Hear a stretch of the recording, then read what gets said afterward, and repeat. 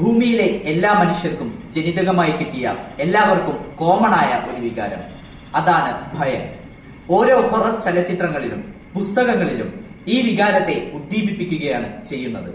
ഇതുപോലെ വായനക്കാരിലെ ഭയത്തെ ഉണർത്തുന്ന അതിമനോഹരമായ ഒരു രചനയാണ് യുവ എഴുത്തുകാരൻ SK ഹരിനാഥിന്റെ കറുത്തച്ഛൻ.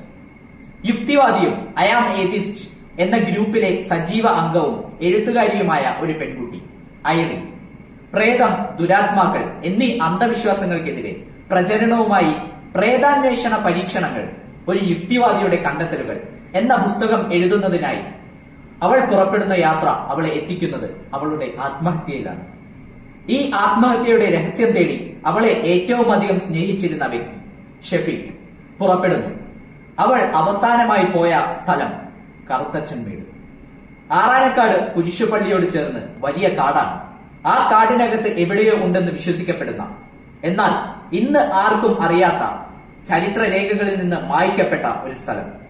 ആ കറുത്തച്ഛൻമേട് അന്വേഷിച്ച് ഷഫീഖും കേരള യൂണിവേഴ്സിറ്റി സൈക്കോളജി വിഭാഗം അസിസ്റ്റന്റ് ഹെഡും പാരാസൈക്കോളജിസ്റ്റുമായ നോഷിയും യാത്ര പുറപ്പെടുത്തുന്നെന്ന് ഭയം പുകഞ്ഞ് തുടങ്ങുന്നു.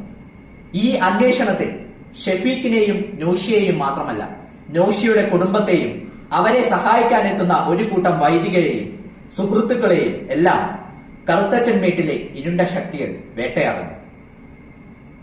സാത്താന്റെ അനുയായികൾ, ദൈവത്തിന്റെ പോരാളികളാൽ നശിപ്പിക്കപ്പെട്ട 6 ദുരാത്മാക്കൾ, ആക്സിഡന്റ്സ്, അകാല മരണങ്ങൾ, ഭയപ്പെടുത്തുന്ന അനുഭവങ്ങൾ.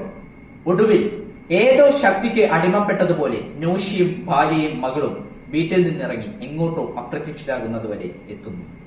എല്ലാത്തിനും അവസാനം ഈ നോവൽ ദൈവവും സാത്താനും തമ്മിലുള്ള യുദ്ധമായി പരിഗണിക്കുന്നു. എന്താണ് കറുത്തച്ഛൻമേടിന്റെ യഥാർത്ഥ ചരിത്രം? ആരാണ് ആ 6 ദുരാത്മാക്കൾ? എന്താണ് ആ ദുരാത്മാക്കളുടെ രഹസ്യം? എങ്ങനെയാണ് അവർ നശിപ്പിക്കപ്പെട്ടത്? നോഷിയുടെ 3 അംഗ കുടുംബത്തിന് എന്ത് സംഭവിച്ചു? ഈ രഹസ്യങ്ങളുടെ കണ്ടെത്തലാണ് വായനയുടെ ഓരോ നിമിഷത്തിലും ഭയം ജനിപ്പിക്കുന്ന ഈ നോവൽ കറുത്തച്ഛൻ.